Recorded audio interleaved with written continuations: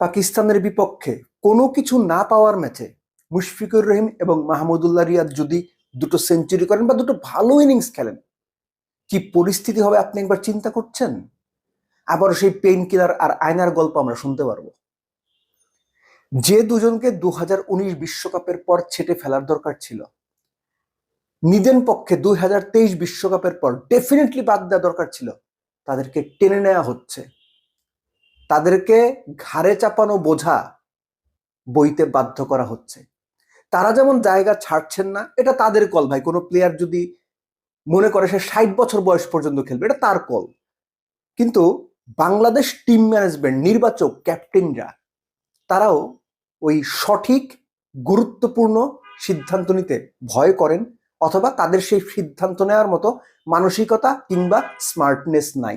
মহেন্দ্র সিং ধোনি যখন ভারতীয় দলের অধিনায়ক হলেন, সাদা বলের ক্রিকেট থেকে ভারতের ক্রিকেটের অন্যতম দুই প্রধান চরিত্র, আমাদের যেমন পঞ্চপাণ্ডব, তাদেরও সেরকম বিগ ফাইভ বিগ ফোর ছিল, তাদেরই দুইজন, রাহুল দ্রাবিড় এবং সৌরভ গাঙ্গুলিকে ছেটে ফেলেছিলেন। এই বোল্ড কল, এই সাহসী কল, এই সময় উপযোগী কল ভারতীয় ক্রিকেটকে কোথায় নিয়ে গেছে সেটা আপনারা দেখতে পাচ্ছেন। আর আমরা কি করেছি? দিনের পর দিন 33, 35, 37 বছরের বয়স্ক ক্রিকেটার যাদের ফর্ম নাই, যারা 7 ম্যাচ পর এক ম্যাচে গিয়ে পারফর্ম করে, যাদের ফিটনেস লেভেল নিচের দিকে, তাদেরকে আমরা দিনের পর দিন টেনে নিয়ে যাচ্ছি দুইটা কুযুক্তিতে। কুযুক্তি, আবারও বলছি। এক, রিপ্লেসমেন্ট কোথায়? রিপ্লেসমেন্ট দেখান। গাঙ্গুলি দ্রাবিড়ের রিপ্লেসমেন্ট রেডি ছিল না তাদের লেভেলে, তৈরি করা হয়েছে। দ্বিতীয় কুযুক্তিটা কি? তারা তো এইটুকু খেলে, অন্যরা তো তাও পারে না।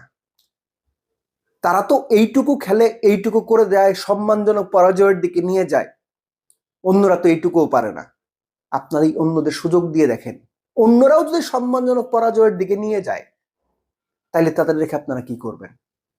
তারাও তো আপনাকে কিছু এনে দিতে পারেনি, বাংলাদেশকে কোনো বড় ট্রফি জেতাতে পারেনি, আইসিসি ইভেন্টের কিছু ইনিংস, বাইলেটারাল কিছু সিরিজ জয়, এর বাইরে তাদের অর্জনটা কি?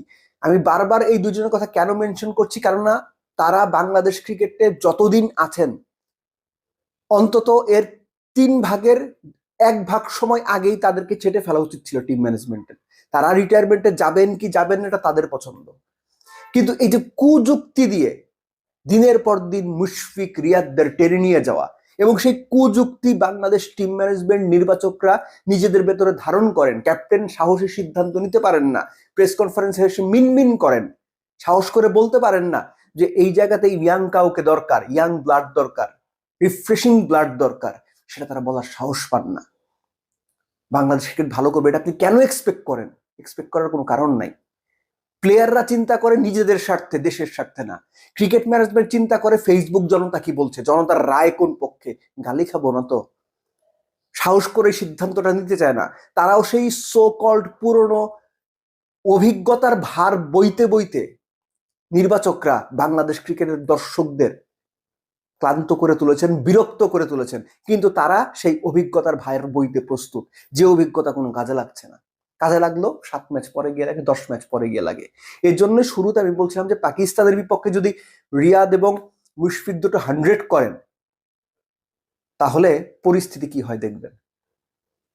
সেই কুযুক্তিগুলো আবার ফিরে আসবে। মাহমুদুল্লাহ রিয়াদ এর আগে দুটো ফরম্যাট থেকে একদম মাঠ থেকে বিদায় নিয়েছেন, যে সৌভাগ্য বাংলাদেশের টপমোস্ট প্লেয়ারদের কাউরই হয়নি। তার সামনে সেই সুযোগটা আছে, সেই সৌভাগ্যকে আরো প্রস্ফুটিত করা, আইসিসি চ্যাম্পিয়ন্স ট্রফির মতো আসর থেকে একদম বীরের বেশে বিদায় নেওয়ার। তিনি সেটা করবেন কিনা আমি জানি না, কিন্তু তার সামনে এই হাতছানিটা আছে। চয়েস তো তার। কেননা মানুষ শুধু বাংলাদেশের বিভিন্ন সেক্টরের মুরব্বীদের, বয়স্ক মানুষদের, বুড়োদের গালি দেয়, এই যে ভাই চেয়ার আটকে ধরে বসে থাকে। বাংলাদেশ ক্রিকেটও সে তার বেশি ব্যতিক্রম না। এখানেও মুরব্বীরা চেয়ার আটকে ধরে বসেই থাকে, এবং যে পর্যন্ত তাদের কাছ থেকে চেয়ার কেড়ে না নেওয়া হয় বা সরিয়ে না দেওয়া হয়, তারা যান না। এটা অন্যান্য সেক্টরের মতো ক্রিকেটেও চলে আসছে।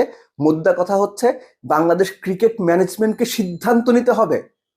এই অভিজ্ঞতার বোঝা, অভিজ্ঞতার ভার, যে অভিজ্ঞতা দলকে কোনো কিছু জেতাতে পারছে না, সেই বোঝা তারা কতদিন বইবেন?